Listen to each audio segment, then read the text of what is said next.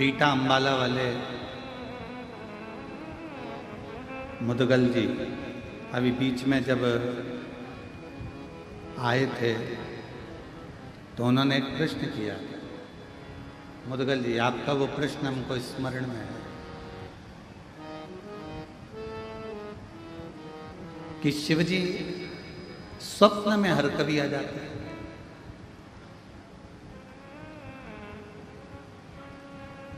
बैठिए। शिवजी स्वप्न में हर कभी आ जाते हैं, तो भगवान शंकर का स्वप्न आना अच्छा होता है कि बुरा होता है? पहले तो स्मरण करें शिवजी का पूरा स्वरूप, जटाधारी, त्रिपुंडधारी, त्रिशूलधारी, त्रिनेत्रधारी, भस्मधारी, नग्नवेशधारी, नंदी, वृषभ, पार्वती, गणेश, कार्तिकेय, अशोक सुंदरी, पूरे परिवार के साथ अगर शंकर जी का पूरा परिवार आपको स्वप्न में दिख रहा है तो ये मानकर चलना कि तुम्हारे यहाँ कोई शुभ कार्य होने वाला है।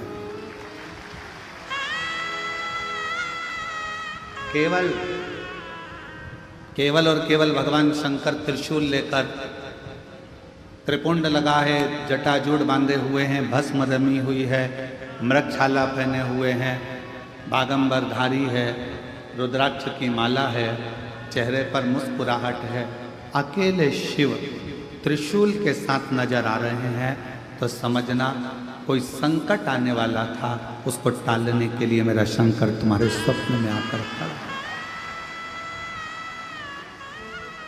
और यदि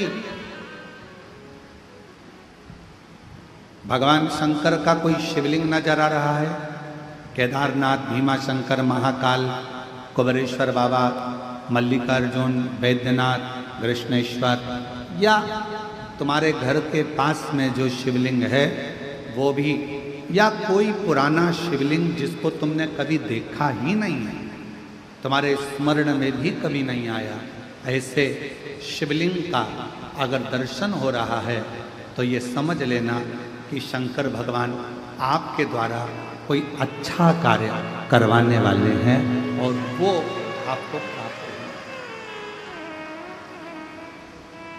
वो प्राप्त हो।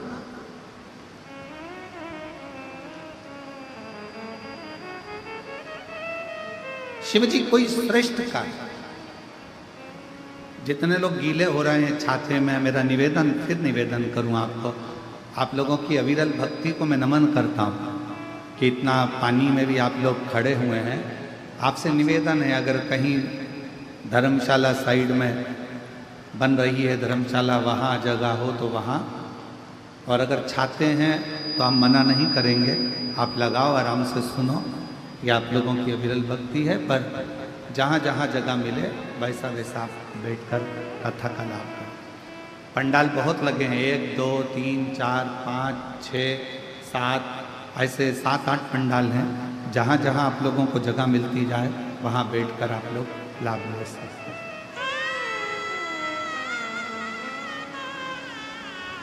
शिव कथा कर रहे हैं।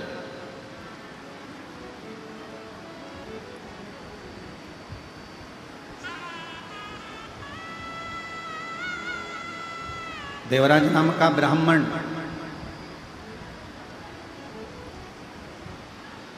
और उस देवराज नाम के ब्राह्मण का सबसे बड़ा क्रम कि ना मैंने कोई पुण्य करा, ना मैंने कोई दान करा, ना मैंने कोई सत्कर्म करा, ना मैंने कोई पुण्य नहीं करा, मैंने कोई दान नहीं करा, मैंने कोई गुरु नहीं बनाया, फिर ऐसी कृपा, फिर ऐसी करुणा कि मुझे नंदी पर बिठाकर कैलाश धाम के लिए लेकर जाओ। ये पुण्य कौन सा?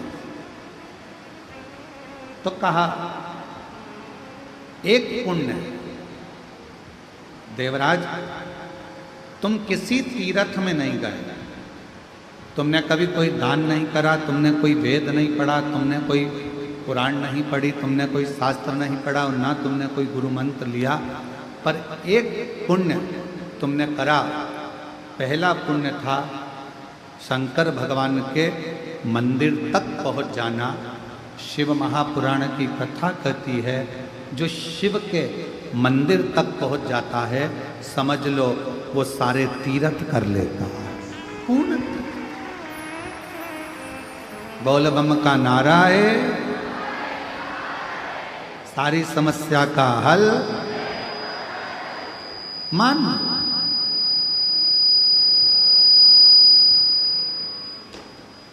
यदि कोई शिव मंदिर तक पहुंच गया तो समझ लो उसने सारे तीर्थ कर लिए।